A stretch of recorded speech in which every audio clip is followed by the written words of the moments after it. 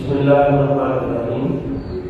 اللہ تعالیٰ نے پورے سال میں 3 اشرے منتخب کیے، ایک اشرہ محرم، ایک اشرہ رمضان رمضان کا آخری اشرہ، اور ایک اشرہ ذی الحج۔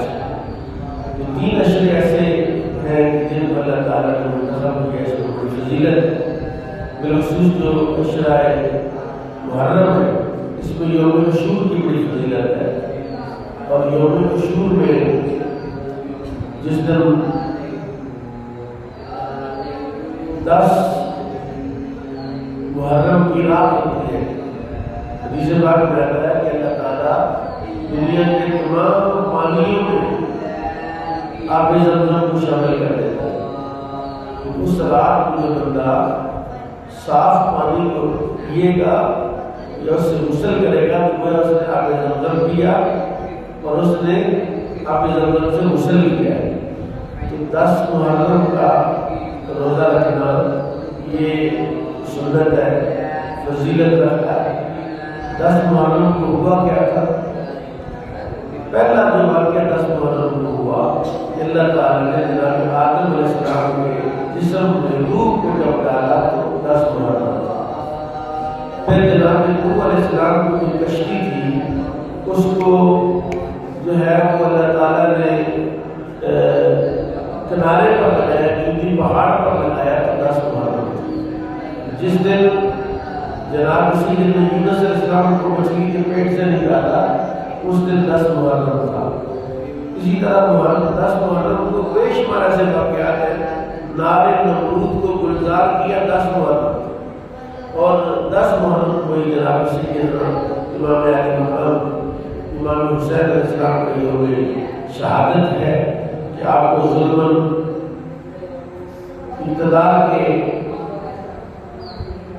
چاہنے والوں اور اقتدار کی حوث رکھنے والوں مال اور دولت کے پجاریوں نے نواسر رسول کو ظلم قتل کیا اور دھوکے سے قتل کیا، تو یہ 10 محرم حرام۔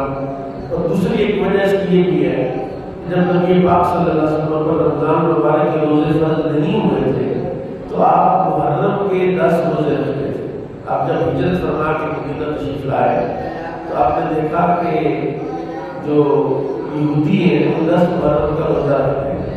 رسول پاک صلی اللہ علیہ وسلم نے پوچھا کہ تم 10 محرم کا روزہ کیوں رکھتے ہو؟ انہوں نے کہا کہ اس دن حضرت عیسیٰ علیہ السلام کو، حضرت موسیٰ علیہ السلام کو نجات ملی تھی، فرعون غرق ہوا اور موسیٰ اور قوم موسیٰ کو اس پانی کے اندر سے نے رستہ دیا اور فرعون غرق ہوا، تو ہم حضرت موسیٰ کو جو نجات ملی تھی ان کی قوم کو، اس کی خوشی میں روزہ رکھتے ہیں۔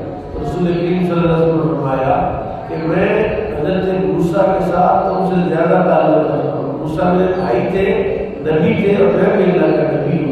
چنانچہ رسول پاک نے 10 محرم کا روزہ رکھا۔ اس کے بعد جب رمضان مبارک کے روزے فرض نہیں ہوئے تھے تو رسول پاک یکم محرم سے 10 محرم تک روزے رکھتے تھے، اور جب رمضان کے روزے فرض ہوتے اس کے بعد پھر محرم کے روزے جو ہے نفل ہو گئے، منع نہیں کیا گیا، لیکن اس کی جو فرضیت ہے وہ ثابت ہو گئی، منسوخ ہو گئی۔ اور اب 10 محرم یعنی یکم محرم سے 10 محرم کا روزہ رکھنا جائز ہے، نفل ہے۔ بالخصوص 10 محرم کا روزہ رکھنا یہ آقا کریم کی سنت بھی ہے۔ یہ اس 10 محرم کو ہی قیامت قائم ہوگی، اور 10 محرم کو ہی رسول پاک جنت میں داخل ہوں گے، یعنی جنت کا دروازہ بھی 10 محرم کو ہی کھولا جائے گا۔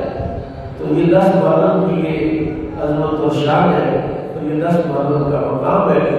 ہمیں چاہیے کہ ہم 10 محرم الحرام کی عزت و احترام کریں، اور محرم الحرام میں جو ہماری نسبتیں ہیں حضرت سیدنا امام حسین علیہ السلام کے ساتھ، اس کی نسبت سے ہم سوگ تو نہیں مناتے۔ اسلام میں سوگ صرف 3 دن ہے، 3 دن سے زیادہ کسی کا بھی سوگ نہیں ہے، لیکن چونکہ وہ نواز رسول ہے اور ہم سوگ نہیں مناتے، لیکن ہم احتراماً چونکہ ہر سال یہ اس یاد تازہ ہوتی ہے کہ نواز رسول کا قتل ہوا، بچوں کا قتل ہوا، اہل بیت کا قتل ہوا، صحابہ کا قتل ہوا، اور محبان اہل بیت کا 72 افراد کو قتل کر دینا کوئی چھوٹی بات نہیں۔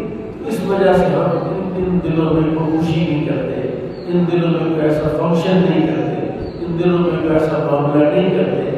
اللہ تعالیٰ ہمیں 10 محرم کو یاد کو تازہ کرنے کی اور 10 محرم کا روزہ رکھنے کی